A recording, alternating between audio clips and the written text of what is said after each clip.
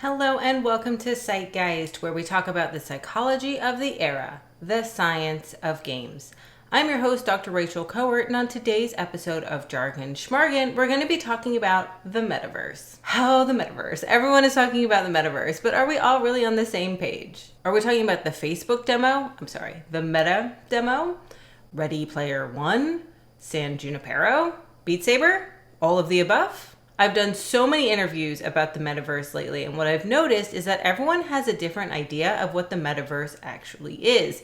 And the crux of the argument seems to be, is this something we are living in and experiencing now?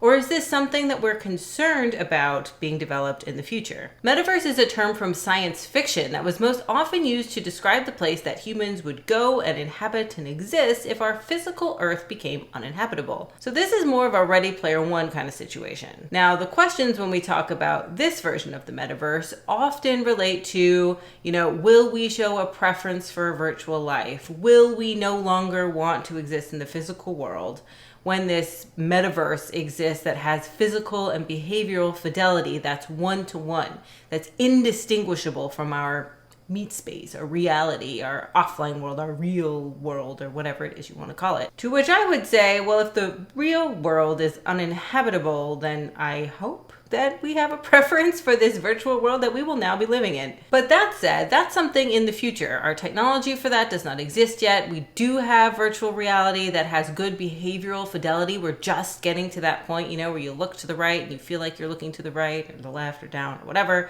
But the visual fidelity is not there. We all saw that Facebook Meta demo thing. That said, I do think there's something to be said about preference for virtual life. This is something that's often discussed in the research literature in relation to online games and MMORPGs specifically. All roads lead to MMOs.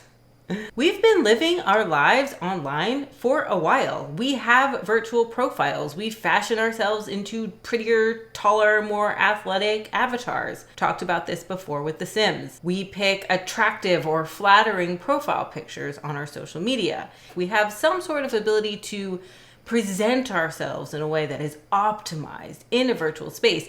That exists and has for some time.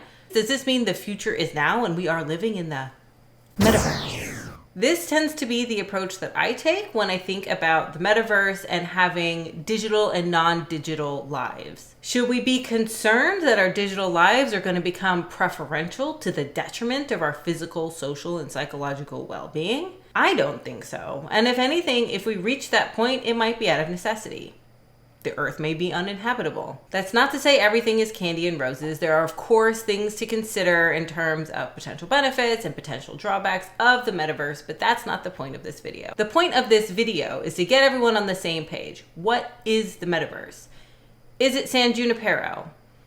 Is it Ready Player One? Or is it what we've already been living for a long time? Second Life, The Sims, or social media profiles? I tend to fall in the latter camp. Will the metaverse take over our lives, or has it already? That's a question to talk about for the future. Although I will leave you with these words from myself and Renee Gittens, the former head of the International Game Developers Association, when we were asked about this a few months ago. Do you think that video games are a transition to a more virtual society, online learning, online concerts, etc.? I mean, we already have avatars and social networks and so on. What are your thoughts about it? I mean, aren't we already in a pretty digital society? I did an interview not that long ago and they were like, what's the future of games? Is it more, augmented reality? And I was like, I kind of feel like we're already there. Like our watches track us and tell us how many steps we've gone. And I think that it will only become more, but there's no substitute. There's no substitute for the reverberation of a guitar in your chest at a concert, right? Like, I don't think it's going to take over the world completely, but thank goodness for technology so we can have this discussion here, or so that my children could do online school last year instead of, the school of mom. So I think that technology will become and stay ever present, force cornerstone of our daily lives. But it won't ever replace completely until we're like maybe Ready Player One stage, but we're not there yet, right? What do you think, Renee? Oh, the metaverse. That's really the hot topic this last year. is the metaverse coming into existence? Are we getting to this, Ready Player One style interaction? And I agree with Rachel. It's like, yeah, I mean, certainly our online interactions and connections are becoming more significant. Technology is becoming more integrated in our day-to-day life, but we are tribal creatures when it comes down to it, and we appreciate interacting with people in person and creating smaller groups of personal connections. And we see that, yeah, certainly you can form some of those groups online, and that can fulfill some of those needs, but we have sort of an innate need to connect with people on a more personal and, I don't want to say necessarily physical level, but like pseudo physical, like in the same room. And I think we're a long, long ways out from technology being able to replicate even, the range of true expressions. Zoom is a perfect example.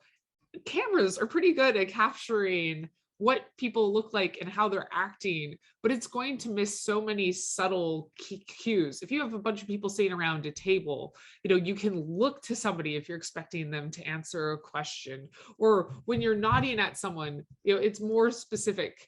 And you can make other little gestures. Now that can't be captured by these flat cameras, and in VR, like virtual reality is not capturing every single facial muscle twitch or small movement of the body. And because of that, and many, many more different types of interactions, I think that it's going to be very difficult for our online world to replicate that for, decades to come. Until next time, be excellent to each other and always cite your sources.